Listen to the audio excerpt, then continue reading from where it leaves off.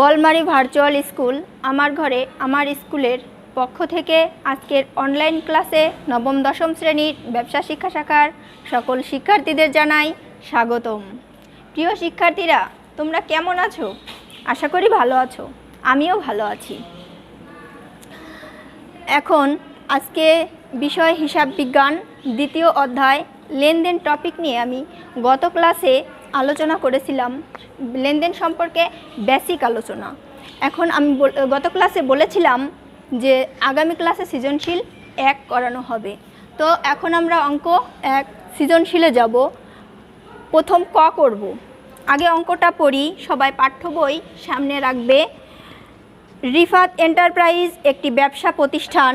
2017 সালের ডিসেম্বর মাসে উক্ত ব্যবসা প্রতিষ্ঠানে ঘটনাগুলো সংগঠিত হয়েছে। ডিসেম্বর 1 5 লক্ষ টাকা নিয়ে ব্যবসা শুরু করা হলো। তাহলে এখানে 5 লক্ষ টাকা নিয়ে যখন আমি ব্যবসা শুরু করছি, একদিকে আমার নগদ টাকা বাড়ছে, আরেকদিকে মূলধন বাড়ছে। তাহলে এখানে অর্থ আছে এবং ব্যবসায়ের আর্থিক অবস্থারও পরিবর্তন ঘটেছে। এটা অবশ্যই লেনদেন। এবার ডিসেম্বর 3 ব্যাংকে 50,000 টাকা নিয়ে একটি হিসাব খোলা হলো। এটা আমি যখন ব্যাংকে টাকা নিয়ে হিসাব খুলছি তখন আমার অ্যাকাউন্টে টাকা জমা হয়েছে। ওইটা কি ব্যাংকের হিসাব, আমার হাতে নগদ টাকা চলে গেছে আমার হাত থেকে, ওইটা ব্যাংকে গিয়ে জমা হয়েছে। তাহলে এখানেও আর্থিক অবস্থার পরিবর্তন ঘটেছে। ডিসেম্বর 5 ধারে পণ্য ক্রয় 25,000 টাকা। এটা আমি ধারে কিনছি, ধারে অর্থ বাকিতে, কিন্তু আজ হোক কাল হোক এই টাকাটা আমাকে পরিশোধ করতে হবে। সুতরাং এখনকার জন্য এটা আমার ব্যয়। এটার জন্য আর্থিক অবস্থার পরিবর্তন ঘটেছে। এটাকে হিসাবে লিপিবদ্ধ করা হয় ব্যয় হিসাবে। আবার ডিসেম্বর 7 নগদে পণ্য বিক্রয় 45,000 টাকা।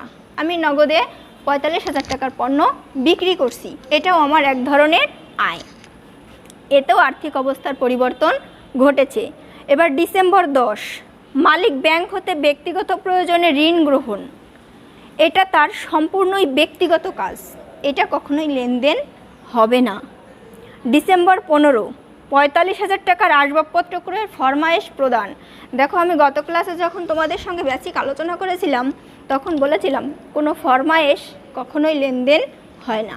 তাই এটা 45,000 টাকা আছে, কিন্তু এটা ফরমায়েশ প্রদান করছে, কিন্তু দুই পক্ষের সাথে কোনো লেনদেন হয়নি, তাই এটা কোনো লেনদেন হবে না। ডিসেম্বর 20 পাওনাদারকে পরিশোধ 15,000 টাকা। আমি পাওনাদার যে তাকে পরিশোধ করছি, তার মানে আমার হাত থেকে নগদ টাকা চলে গেছে, আবার একদিকে আমার দায় কমেছে। তাহলে এটাও আর্থিক অবস্থার পরিবর্তন করেছে। সুতরাং এটাও লেনদেন। আমি এইখান থেকে দুইটা আইটেম পাইলাম, একটা ডিসেম্বর 10 আর একটা ডিসেম্বর 15। আমার করণীয় কতে আছে ব্যবসায়িক লেনদেন নয় এমন ঘটনাসমূহ চিহ্নিত করে মোট পরিমাণ নির্ণয় করো। তাহলে আমি করণীয় কতে চলে যাব। প্রথম তারিখের ঘরে আমরা দুইটা আইটেম পেয়েছিলাম। একটা ছিল আগে আর একটা আইটেম পেয়েছি আমরা 15 তারিখ 85,000। এটাকে আমরা ক্লোজ করে দিব। আগে লিখব মোট। করণীয় ক শেষ। এবার আমরা যাব করণীয় খ। ঘটনাসমূহ হতে লেনদেন চিহ্নিত করে সমীকরণ পদ্ধতিতে তার কারণ ব্যাখ্যা করো। কি বলছে এখানে? ঘটনাসমূহ হতে লেনদেন চিহ্নিত করতে হবে। কোনগুলো লেনদেন? তাহলে আমরা এই 7টা আইটেমের মধ্যে 2টা পেয়েছি লেনদেন নয়, তাহলে বাকি 5টা আমাদের লেনদেন। এই 5টা লেনদেনকে আমাদের সমীকরণ পদ্ধতিতে ব্যাখ্যা করে দেখাইতে হবে। উপাদান, এখানে 5,000 টাকা নিয়ে ব্যবসা শুরু করা হলো। এটা হচ্ছে নগদান হিসাব, মূলধন হিসাব। তাহলে নগদান হিসাব সম্পদ, আবার মূলধন হিসাব হচ্ছে মালিকানা সত্ত্ব। তাহলে এ আর ই দুইটাই বৃদ্ধি পেয়েছে। এ ও ই উভয়ই বৃদ্ধি পেয়েছে। এবার এটা ডিসেম্বর 3 ব্যাংকে 50,000 টাকা নিয়ে একটি হিসাব খোলা হলো। এটা কি যে ব্যাংকে হিসাব খুললাম, তাহলে ব্যাংকের টাকা বাড়লো, ব্যাংক হিসাব, আর আমার হাত থেকে চলে গেল নগদ টাকা, নগদান হিসাব। তাহলে ব্যাংক হিসাব ডেবিট, নগদান হিসাব ক্রেডিট। দেখো এখানে বৈশিষ্ট্য বলেছিলাম দ্বৈত সত্তা, এই যে দুইটা পক্ষ, ব্যাংক হিসাব একটা পক্ষ আর নগদান হিসাব একটা পক্ষ, দুইটা পক্ষ। তাহলে ব্যাংক হিসাবও সম্পদ, নগদান হিসাবও সম্পদ, দুইটাই। এ হ্রাস বৃদ্ধি পেয়েছে। আগে এখানে লিখে নেব লেনদেন, এখানে এ সমান এল প্লাস ই হিসাব সমীকরণের উপাদান,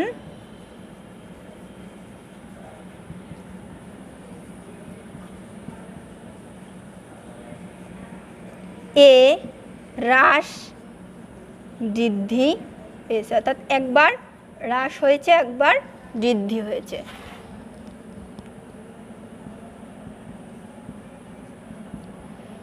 তিন। এবার 5 তারিখও লিখব লেনদেন, কারণ আমার তো আগে থেকেই জানা আছে যে 10 আর 15 বাদে বাকি যে 5টা সব কয়টাই লেনদেন। তাহলে 5 তারিখেরটা কি আছে? ধারে পণ্য ক্রয়, 25,000 টাকা ধারে পণ্য ক্রয়। এইখানে জাবেদা হবে ক্রয় হিসাব ডেবিট, পাওনাদার হিসাব ক্রেডিট। তাহলে ক্রয় হিসাব হচ্ছে আমার ব্যয়। ব্যয় কিসের মধ্যে অন্তর্ভুক্ত আছে? অবশ্যই মালিকানা সত্ত্বের মধ্যে, কারণ মালিকানা সত্ত্বের 4টা উপাদান বলছিলাম, মূলধন, আয়, ব্যয়, উত্তোলন। তাহলে ব্যয়, মালিকানা সত্ত্ব ক্ষেত্রে মূলধন থেকে ব্যয় বাদ হয়, তাহলে কি মালিকানা সত্ত্ব হ্রাস পেয়েছে। আর পাওনাদার ক্রেডিট হয়েছে, তার মানে কি আমার দায় বেড়েছে। তাহলে এখানে আগে লেখাটা লিখি, এখানে এ সমান এল প্লাস ই হিসাব সমীকরণের উপাদান,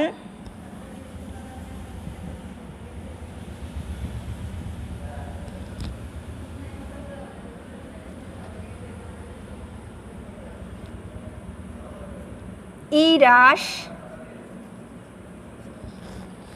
ও এল বৃদ্ধি পেয়েছে।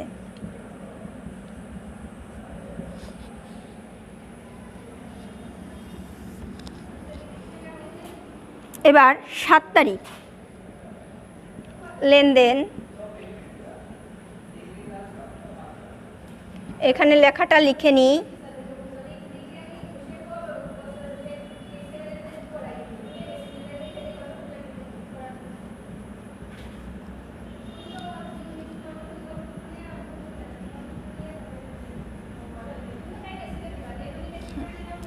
এখন নগদে পণ্য বিক্রয় 45,000 টাকা। এটার জন্য জাবেদা হবে নগদান হিসাব ডেবিট, বিক্রয় হিসাব ক্রেডিট। তাহলে নগদান হিসাব ডেবিট হওয়া মানে সম্পদ বৃদ্ধি, তাহলে এ বৃদ্ধি, আর বিক্রয় হিসাব ক্রেডিট হওয়া। বিক্রয়টা কি? বিক্রয়টা হচ্ছে আয়, এটা মালিকানা সত্ত্বে সবসময় মূলধনের সাথে যোগ হয়। তাহলে নগদান হিসাব ডেবিট হয়েছে এ বৃদ্ধি এবং ই বৃদ্ধি। তাহলে এখানে লিখতে পারি আমরা এ ও ই বৃদ্ধি পেয়েছে।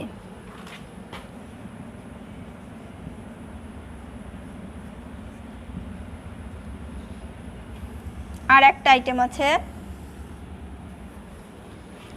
20 তারিখ, এখানে লিখব লেনদেন, এটা লিখব এখানে এ সমান এল প্লাস ই হিসাব সমীকরণের উপাদান,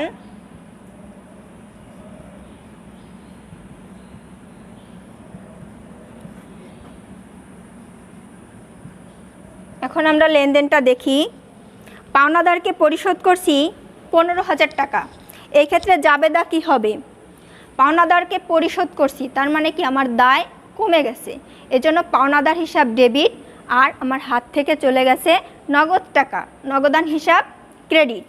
তাহলে পাওনাদার হিসাব ডেবিট হওয়া মানে এল লায়াবিলিটিস, পাওনাদার হচ্ছে দায়, এল হ্রাস, এবং নগদান হিসাব ক্রেডিট হওয়া মানে এ হ্রাস। AOL হ্রাস পেয়েছে।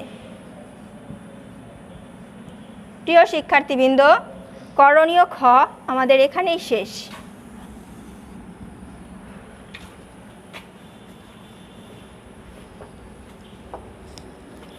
এবার আমরা করণীয় গতে যাব। ডিসেম্বর 1 প্রথম ছিল 5 লক্ষ টাকা নিয়ে ব্যবসা শুরু করা হলো। তাহলে নগদান হিসাব, মূলধন হিসাব, 5 লক্ষ নগদ ঘরে সমান প্লাস মালিকানা সত্ত্বের ঘরে 5 লক্ষ। যদি আমি মালিকানা সত্ত্বে দিই তাহলে অবশ্যই সেটাকে মন্তব্য লিখতে হবে। মালিকানা সত্ত্বের ঘরে কোনো টাকা গেলেই সেটাকে মন্তব্য লিখতে হবে। মূলধন আনয়ন। এখন এটাকে উদ্বৃত্ত টানতে হবে। এখানে লিখব উদ্বৃত্ত 5 লক্ষ সমান প্লাস 5 লক্ষ। এবার ডিসেম্বর 3 ব্যাংকে 50,000 টাকা নিয়ে একটি হিসাব খোলা হলো। তাহলে ব্যাংক হিসাবে প্লাস 50,000, নগদান হিসাব ক্রেডিট হওয়া মানে এখানে মাইনাস হবে 50,000। মাইনাসটাকে আমরা ব্র্যাকেটে দেখাবো। এবার আমরা উদ্বৃত্ত টেনে দেব।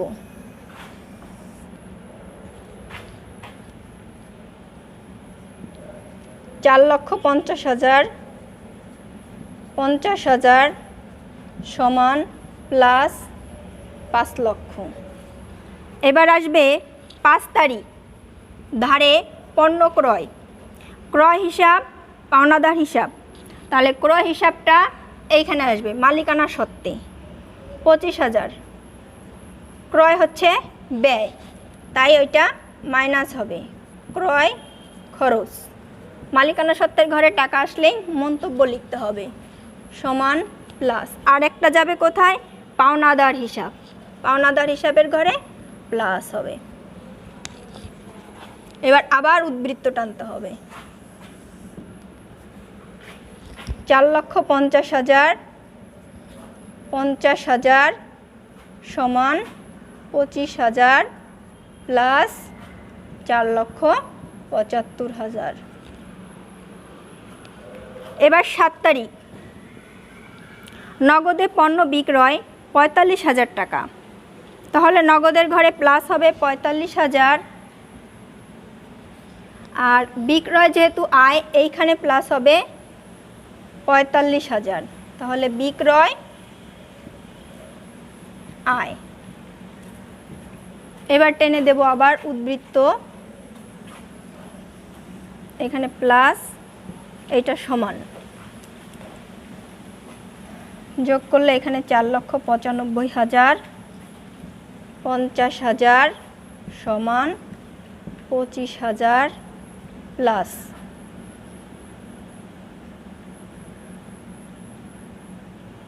5,20,000। আর একটা আইটেম আছে 20 তারিখ। 20 তারিখ পাওনাদারকে পরিশোধ। পাওনাদার হিসাব ডেবিট, তার মানে এইখান থেকে কমে যাবে, দায় কমে গেছে আমার। নগদান হিসাব ক্রেডিট, তার মানে এইখান থেকে মাইনাস হবে 15,000 সমান প্লাস।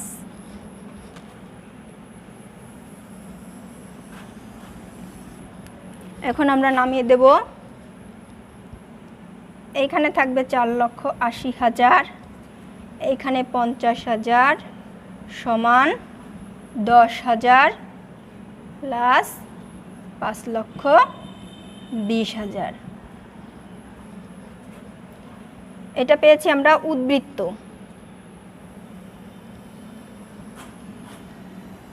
উদ্বৃত্ত পেয়েছি। এইখানে কথাগুলো লিখতে হবে যখন আমরা নামাবো। উদ্বৃত্ত। এবার যে টাকাটা পাবো সেটা হবে মোট টাকা। তাহলে মোট, এইখানে দেখো সম্পদ আছে 2টা, এই 2টা যোগ করতে হবে। তাহলে 4,80,000 আর 50,000, এখানে আসে 5,30,000। ক্লোজ করে দিব, এই সমানটা রাখবো। এইবার আমার দায় আর মালিকানা সত্ত্ব মিলে কত টাকা হবে, এই দুইটা যোগ করলে পাবো 5,30,000। এটাকে ক্লোজ করে দিতে হবে, তাহলে এই ঘরটা বাড়বে, এই সমানের ঘরটা বাড়বে। এইবার আমার ছক শেষ।